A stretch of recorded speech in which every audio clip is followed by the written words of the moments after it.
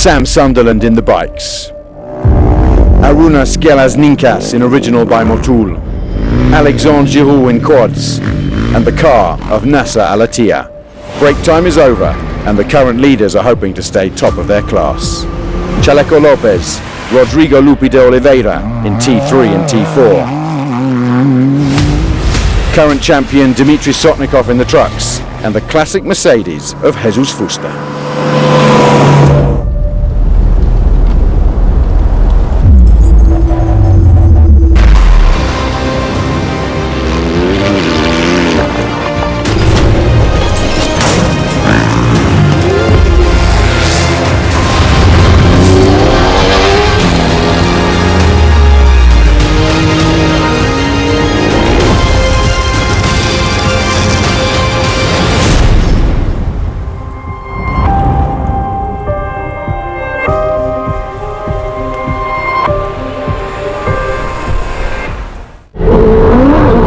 To start week 2 of the Dakar in style, let's go on board in the chaos of the car race.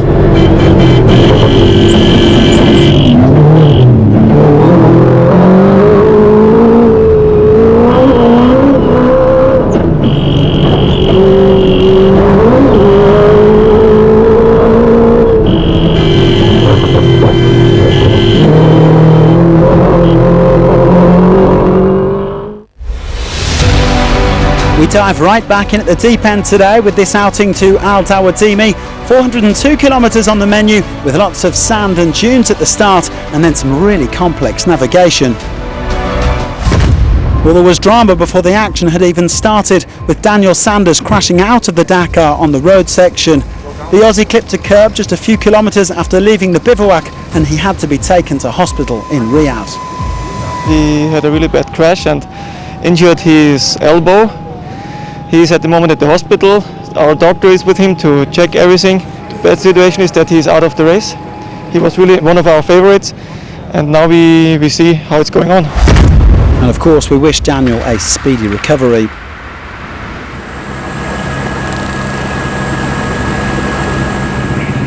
Now, as everybody knows, it ain't over till it's over at the Dakar, and one good day can send you flying up the standings. The previous winners in Saudi Arabia, Kevin Benavides and Ricky Brabeck, are determined to get themselves back in the game. I've recharged my batteries, we're ready to start this second week. It's bound to be very eventful. A lot can change in 6 days. As you know, it's rally, things change daily, and yeah, we're going to keep fighting. Everybody looking forward to getting stuck into week 2. After the first 10 k's we'll have a lot of sand until kilometre 120, so yeah, we're ready for another week of adventure. With his teammate Sanders forced to withdraw after that unfortunate crash, Sam Sunderland found himself opening the piece this morning and it wasn't really the best day for it. The British rider would end up losing the overall lead that he has held since stage 2. The recent rain had washed away some of the tracks and it wasn't easy going up at the front, even when he was later joined by Matthias Wagner and Mason Klein. Sunderland dropping 26 minutes as he slips to 4th place overall. Bit of a rough day. Started out bad for Sanders, having a crash on the liaison. And then the stage was really difficult. I'm sure there'll be some more opportunities to make an attack to recuperate some time, and this is the race, you know. Well, Klein still leads the Rally 2 class by almost 45 minutes. This is the man trying to chase him down. Bradley Cox, who is the son of Dakar legend Alfie Cox, is still getting to grips with the world's toughest rally, but a really nice effort today. He was inside the top 20.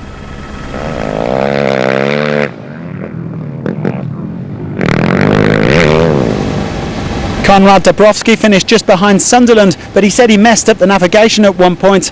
The pole is 32nd overall, but he feels he could be doing better. Daniel Nasiglia is riding for the Rieju FN Speed team alongside Dakar regular Joan Garcia, and the Bolivian's currently outdoing his more experienced teammate. He's 19th overall and targeting a top 15 finish.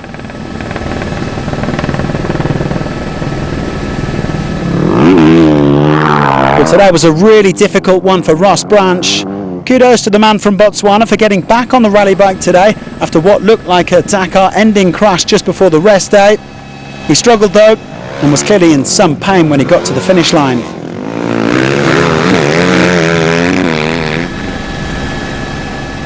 I'm not sure if I can carry on. We'll see how it goes tonight, but that was probably one of the hardest days on my rally bike.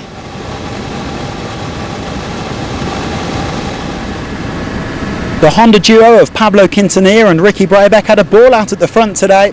Quintanilla is very much in striking distance of the overall lead. He's only 8 minutes and 15 seconds off the pace. The two teammates really had each other's backs when it came to the navigation here, just working through the trickiest notes in the road book together. We're back, that was the message from Brabec after this stage. He came in 7th and he's back to within 40 minutes of the front runners.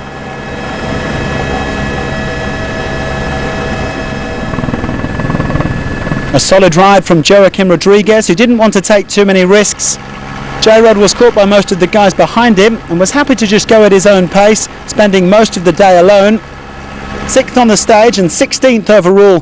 His main goal now is getting to the finish line in Jeddah.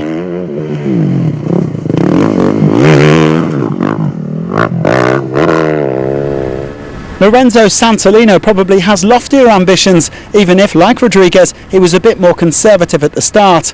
The Spaniard just looking to stay consistent every day. He spends a while with Joan Barreda and Kevin Benavides before letting them push on, and he's still in the top 5 overall.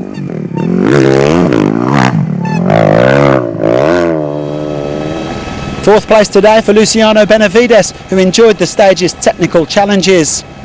He spent a while riding with Andrew Short, and the pair of them had a tidy pace throughout.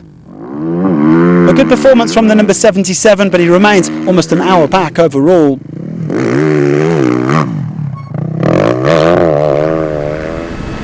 Well, Joan Barreda continues to grit his teeth and really impress on this Dakar. In spite of the woes with his collarbone, bang bang, back on the stage podium in 3rd place. He only seems to have one speed on that Honda, and it's fast. Barreda right back in the mix overall, 8 minutes and 33 back. This is him riding with Kevin Benavides, the defending champion. Well, Benavides turned 33 today, and the birthday boy would have been very happy with his performance. The two working well together, fixing any navigation errors. Benavides is now back up to 3rd place overall.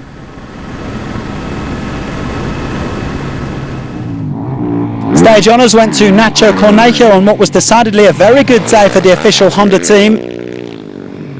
The Chilean really getting his navigation spot on. It's one of his biggest strengths, and he's now back inside the top 10 overall.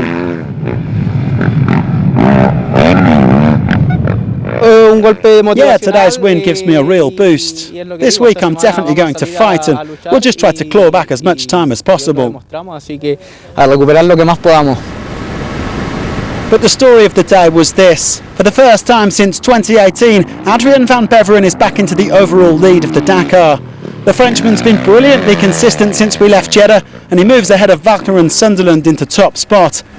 The emotions a little bit close to the surface at the finish line. Ça fait du bien, vous savez. Feels really good, I'm happy. De où je reviens, ça. You know, it's been a long road back, and it's really great. J'ai vécu 2 années. I had 2 very tough years with accidents. I never doubted myself, but other people were doubting my ability to come back, and sometimes, you know, it's hard to fight all of that. So today will do me a lot of good. Et aujourd'hui, ça fait du bien. Well, here's how they lined up on the stage. Toby Price 9th, about half an hour back overall now. Andy Short also in there in 8th place. But things are really tightening up. We look now at the overall standings, 5 minutes and 12 seconds, and then a handful of seconds separating Wagner, Benavides and Sunderland. Stefan Svitgo still going strong in 8th place.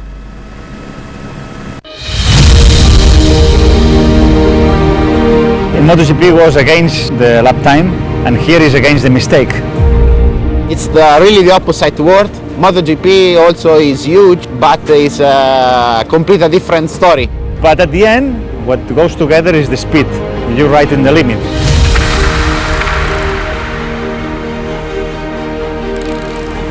Petrucci and Checa, both renowned names in the world of MotoGP, that have decided to take on the Dakar for the very first time. When I was a child, my father used to give me videotapes about MotoGP and videotapes of the Dakar. So I grew up saying I want to race in MotoGP and in the Dakar. When you did many years one thing, to have this contrast, you know, now you go to race and you never know what you will find, no? This, because it's many things new, is what motivate me, no? It's like feeling like I'm starting again in racing motorbike. In MotoGP everything is so precise and you know exactly what's going on every thousandth of a second. You need to be really precise, and especially you are going into the track that you know perfectly every centimeter of it. Here you ride for many kilometers in the desert in places that maybe you are the first one to touch it.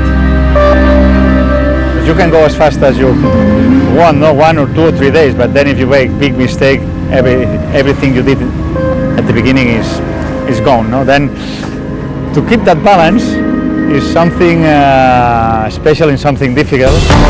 Carlos Checa's hopes turned upside down.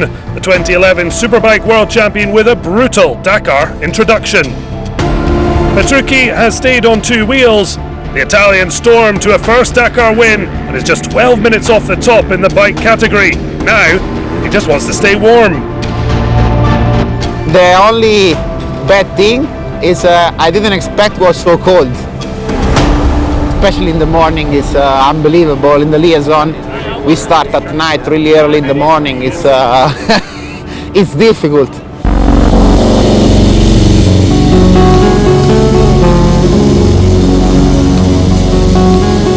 I like to start something and to finish, no, in my best performance.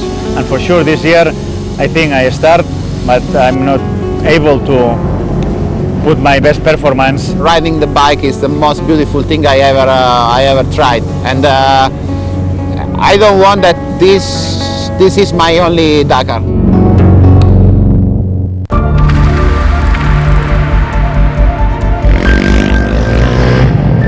After the rest day, the quad riders back in action for stage 7. Leader Alexandre Geroux ready for battle. Sur la piste, c'est la guerre. Well, the race is a war, but it's a good war. The others keep the pressure on, but there's also mutual respect. The Frenchman's main rival, Pablo Capetti. With time to make up, he knows playing it smart is vital to stay in the title mix. We have to discount 5 minutes from Giroud, and I think we can do that, but we must be intelligent, because the most important thing, as I always say, is to finish every stage. If you don't finish the stage, you cannot compete.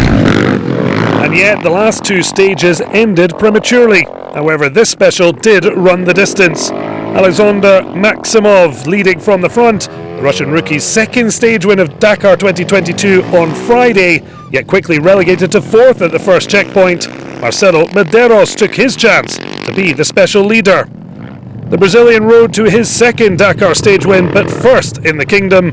4th overall in his last appearance at Dakar 2018 in South America, Medeiros back and enjoying the Saudi desert. This stage is so fast and so dangerous, but I started in the 4 quadri and passed all this, and I like it. It's a good stage. 400 kilometers. I did it. I like it. The fast and furious man from Brazil from 4th to victory. Maximov never recovered after his slip-up.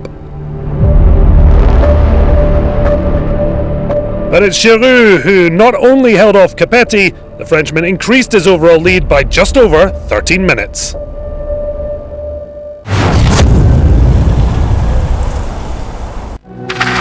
In the history of the Dakar, it's not just the sand that has made a difference.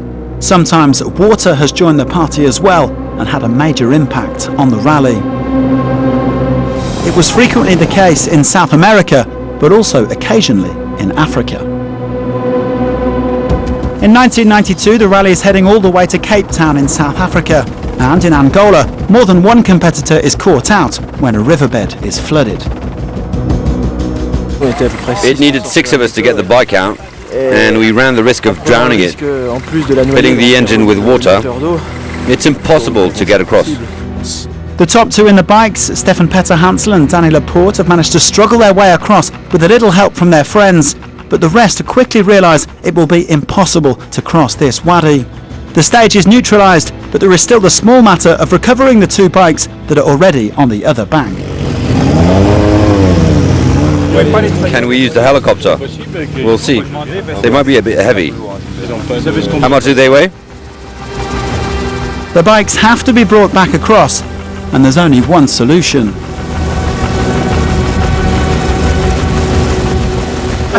I don't like seeing it like that. I'd rather have it in my hands.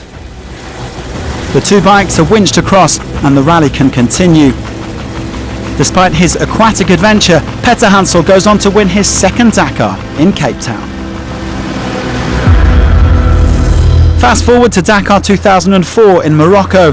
A month before the rally, the country experienced heavy rainfall and some parts of the route between Ouarzazate and Tantan are still waterlogged.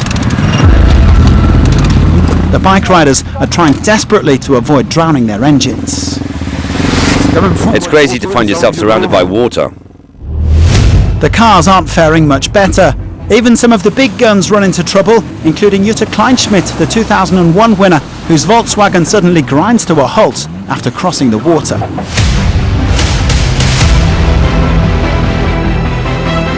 I think we get water in the engine. Another former winner, Ari Vatanen, is also held up in his Nissan. The engines are flooded with water and the repairs aren't straightforward. Vatanen loses almost 3 hours and Kleinschmidt more than 5, ending their hopes of overall victory. But their woes will help others to find the right track. They're all stuck. Take it easy. Go on that way, between the stones. Go, go, go, go. Yes, good work there.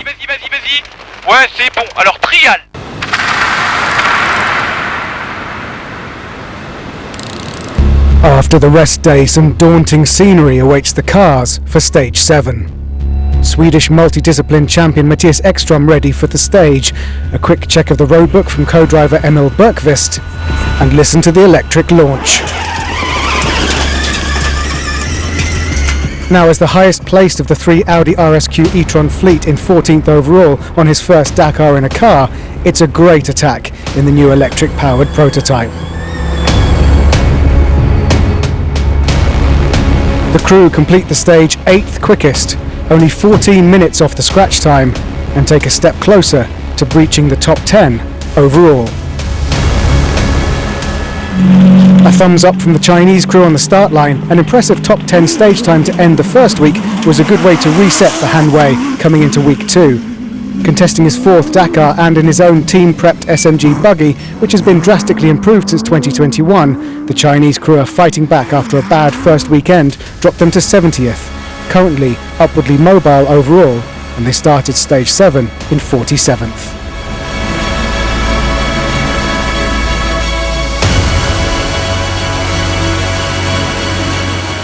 Of the 6 Dakars that Vaidotas Sala has contested, he's finished 3, and each time in the top 30.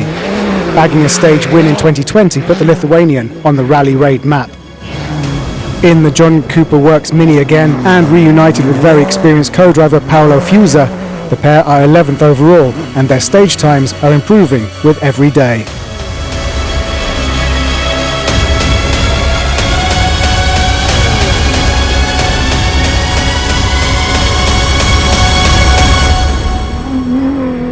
This is Giniel de Villiers. The South African veteran's stage times have been impressive this year, and since his 5-hour penalty for allegedly running over a competitor's crashed bike was officially rescinded, Giniel de Villiers is firmly back in the podium fight. In fact, without the earlier 5-minute penalty for a collision with a rider, the Toyota Gazoo crew would be in 2nd overall. Until today, they stopped at kilometre 198. Teammate Henk Lattigan acting as assistants, he stopped to help, but it was still an hour lost in the dunes for the 2009 Dakar winner.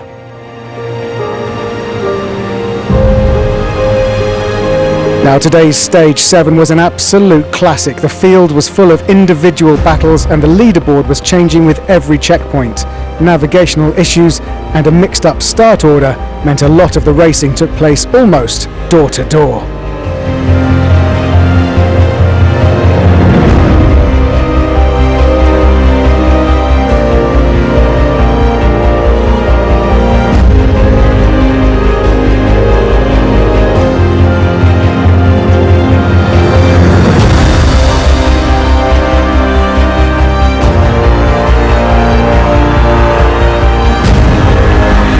Of the 4 drivers looking like potential stage winners throughout this thrilling and unpredictable stage, Yazid Al-Raji was looking promising. But as the full 400 kilometres took their toll, the gaps opened up. The Saudi driver has Northern Irishman Michael Orr alongside him as co-driver.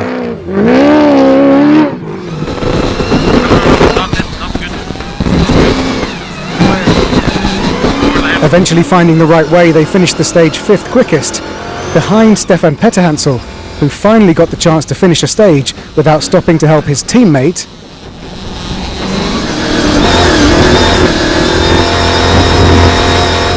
Carlos Sainz, who started the day in 25th overall, and he was another battler in the fight at the front throughout the stage. The Audi team worked hard on the rest day to ensure none of these shock absorber problems on this brand new RSQ e-tron would resurface, and the proof is in the stage times. All 3 cars finished the stage, all 3 within the top 8.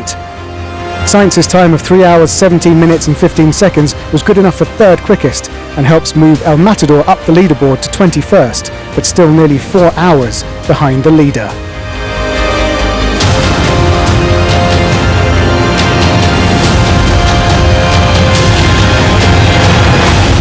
And then there were 2 in the battle for the stage win, the contenders for the Dakar win. Mathieu Baumel all smiles alongside Nasser Al-Attiyah. The Toyota crew are proving a formidable pairing again.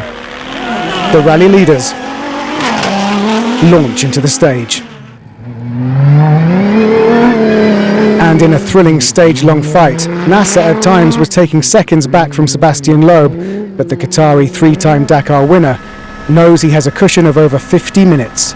And he needs to be careful not to get sucked into a straight fight and risk mistakes or damage to the newly upgraded Toyota Hilux.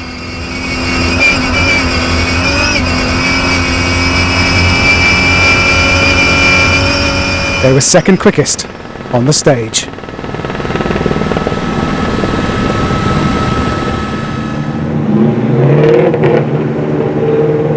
Second week of Dakar is another race, you know. I think just we need to see today. Today from beginning we not pushing, you know, but last part we push a little bit, you know. If we can win, will be good also, you know. It's not bad, but okay. Just we try to do our best, and I hope, you know, to have a good result and for the Dakar.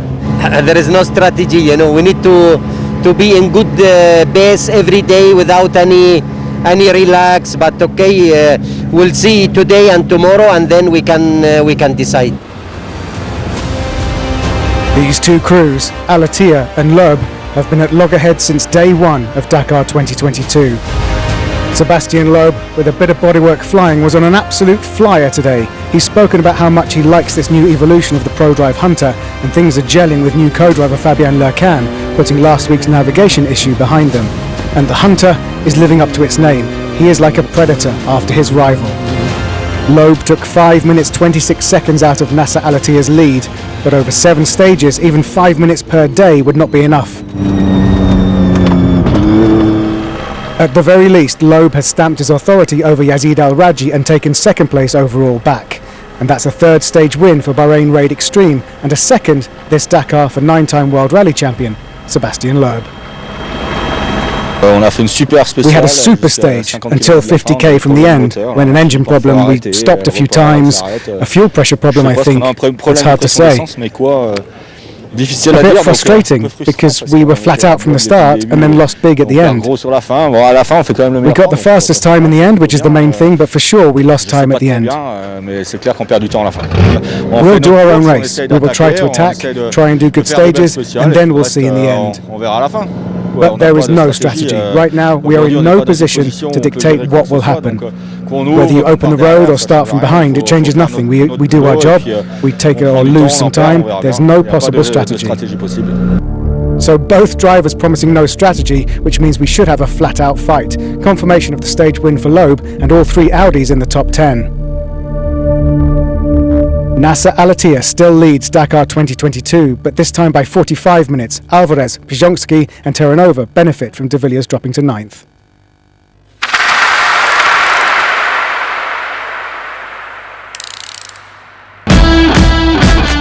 Eyes are obviously essential for a Dakar competitor. So let's take a look at what the eye of an expert driver sees on the Dakar. In Saudi Arabia, with the bright lights, it's super important to adapt your vision and last the distance, not to be tired in terms of visibility and visual sharpness, especially concerning the undulating landscapes and in the dunes. We use glasses called E-lens, a photochromic lens that uses solar energy. It's the fastest ever photochromic lens in the world. Every time that we are in the dunes, there's a lot of undulating and different light. So thanks to those lenses, we found a good compromise to have that permanent comfort, to have our eyes looking at the right place at the right time without being dazzled. It's used in pro cycling today, and it's the first time I use them, and I'm delighted.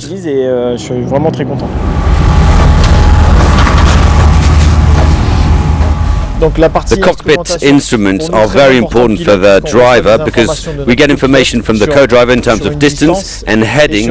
So we have these two instruments. That's a speedo cap that gives us the speed so that I always have an eye on the maximum speed that I can't go over. On the other instrument, you have the heading to follow.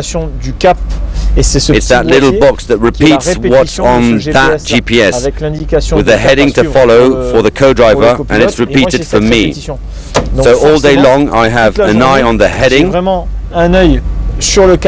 remain in the good direction and validate the waypoints on the track. A lot to focus on and no time to enjoy the landscapes. However, the truth is that sometimes when we arrive in some places, it's stunning. 2 or 3 times in the day we notice it, but we're really focused on what we have to do. Yesterday, I know that we entered a canyon and it was magnificent. We told each other, it's beautiful. It only lasted 2 seconds.